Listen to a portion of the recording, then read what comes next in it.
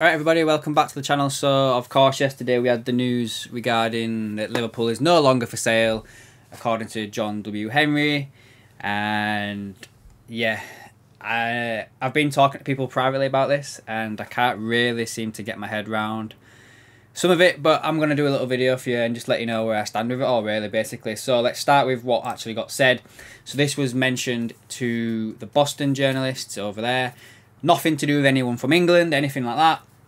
So, these are the quotes in regard to Liverpool. Henry wrote, it's all via email, is this, not in person, it's all done on email. I know there's been a lot of conversation and quotes about LFC, Liverpool Football Club, but I keep to the facts. We merely formalised an ongoing process. Will we be in England forever? No. Are we selling LFC? No.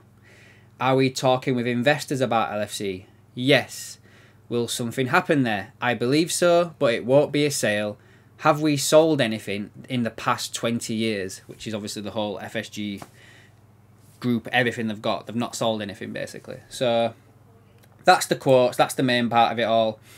For me, it makes no sense why this has come out. We have had months and months of speculation in regards to Liverpool being sold. Yeah, they've not actually come out and said anything, have FSG, formally, to say anything. They did the thing in November where David Ornstein came out with the breaking news and everything, like, the breaking news, yeah. And since then, Liverpool fans have been going down so many rabbit holes. It could have been this, it could be this. We're getting Qataris, you're getting Dubai, we're getting American, we're getting this, that, and the other. Nothing ever happened. And on the verge of Liverpool having probably one of the most important games of the season in regards to Real Madrid tonight, John Henry decides that now is the time for him to drop this bomb, basically, which it is, because the team needs some massive investment. And for me, FSG have done all they can. They've increased the price of the asset, which is what we are. They could get 100 times, if not 1,000 times, whatever it is, profit. They only bought us for 300 million. And if the prices are to be believed, they're looking at 3.5 to 4 billion.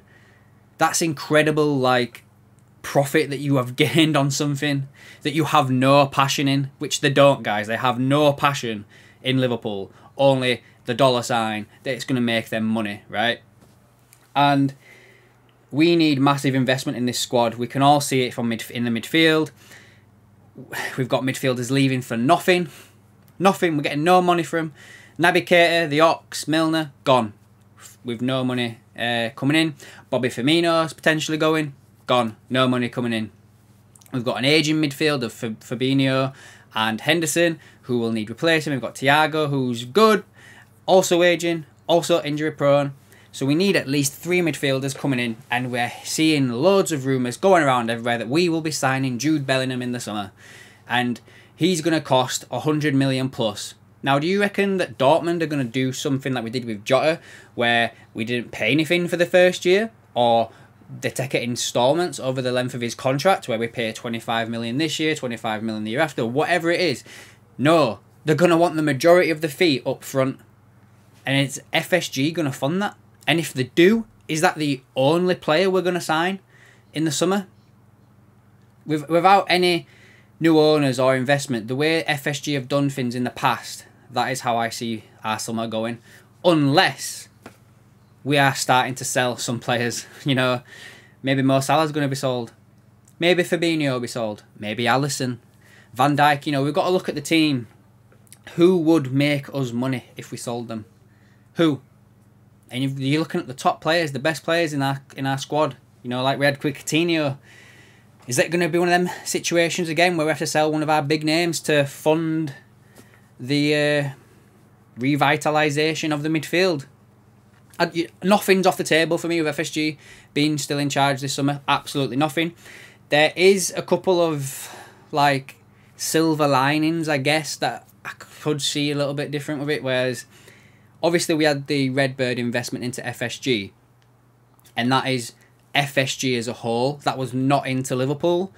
Whereas, if we were to get investment, depending on the wording of what this investment is, would help me get my head around where could we potentially see some investment in the squad from this investment. Because basically what I'm saying is, if they come out next month and say we've accepted $1 billion in pounds, whatever, investment into FSG, then Liverpool won't be seeing any of that money because it's into FSG.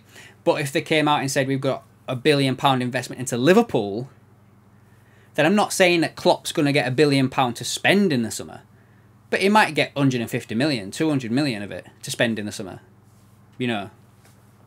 Now, the question comes, why would FSG decide to stay around? And my mind is two things.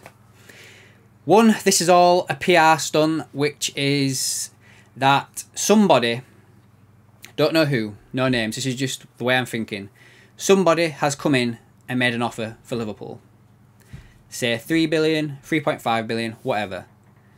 FSG want more, but the potential buyer is not willing to offer any more money. Now that is why John W. Henry has gone public in saying, club's not for sale, we'll just keep it. They're not going to offer us any money, so we'll just stay, basically. Because it's very funny that I think last night James Pearce put a tweet out basically saying there's been no offer around the fee that FSG would have wanted, which was around 4 billion, so that's why nothing's happened. So the way they could backtrack on that is that, say, if someone does come in between now and summer with a £4 billion offer, then FSG can just turn around and say, yeah, we've sold the club, we were given an offer we could not refuse. That's the way they get around that, you see.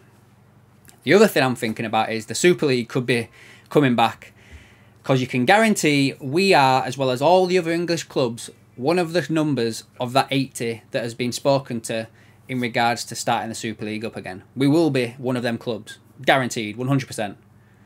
But I'm thinking is, we won't be one of the first to jump back in. We will wait, see what happens, see how the public reacts to it all, you know, with the qualifying. Is it going to affect the Premier League? Is it going to affect Champions League? If none of that happens and the public starts to turn around to it, then you can be guaranteed that FSG is going to put Liverpool straight back in there into that Super League, which will increase revenue, increase money that they can put into generate from the club, and increase the overall value of the club. That is the other reason why I could potentially see them holding on to it. Now, I do have a few things I wanted to touch on in regards to all of this. Some tweets that came out. So, yesterday, well, one tweet basically. This is on the Anfield Talk, which is a news site that I kind of use to have a look daily at all the Liverpool news that's going around, because they gather it all and put it out. Paul Joyce mentioned that John W. Henry has said that funds will be available to make changes to the Liverpool squad this summer. How much is how I'd ask that question, because we had funds in January and we spent it on Gakpo, and then we're told we had no more money for a midfielder. Turning around and saying we've got funds available, that could mean anything. That could mean 10 million, 100 million, 40 million, 60. It could mean literally anything. It's a blanket statement. So I wouldn't hold anything too much into that. That's nothing against Paul Joyce. That's nothing against the Anfield Talk. It's just that statement as a whole means nothing to me. It means absolutely nothing.